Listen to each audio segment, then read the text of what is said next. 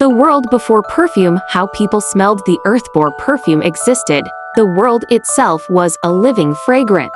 There were no bottles, no sprays, and no designer names, only the raw, natural scent of the earth breathing around us. In those ancient times, people didn't wear perfume, they lived in it. Every sunrise brought a new wave of aroma, the cool dew resting on grass, the faint sweetness of flowers opening to the light, the smell of fresh soil waking beneath bare feet. Nature was the perfumer, and the air was her masterpiece. When people walked through forests, they carried with them the scent of pine, bark, and moss.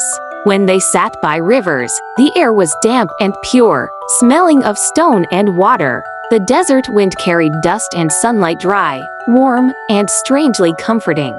Each corner of the earth had its own natural perfume, unseen but unforgettable. Fire was one of the first fragrances humans ever loved. The moment wood met flame, a smoky warmth filled the air.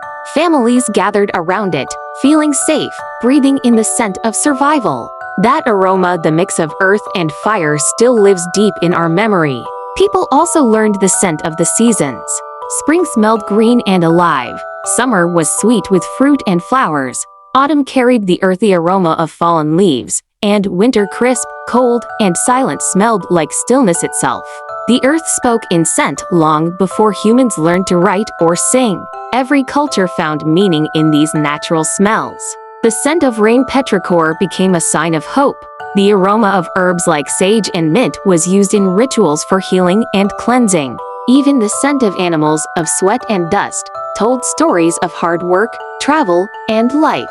Smell was not something to hide, it was something that told the truth about who you were and where you came from. In that world, people didn't try to cover their scent.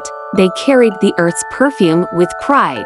The fragrance of their clothes came from the wind, the smoke of their fires, and the flowers they slept beside. They didn't chase beauty through chemicals or bottles, they found it in the natural rhythm of life itself.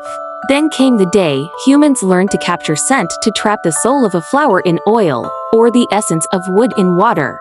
That was the birth of perfume. But before that, before the glass bottles, before the luxury and art, there was only nature, pure and powerful. The world before perfume smelled real. It smelled of rain, of earth, of fire, of life. And maybe, even today, every time we breathe in the scent of nature, we are remembering that ancient world, when to smell the earth was to feel alive.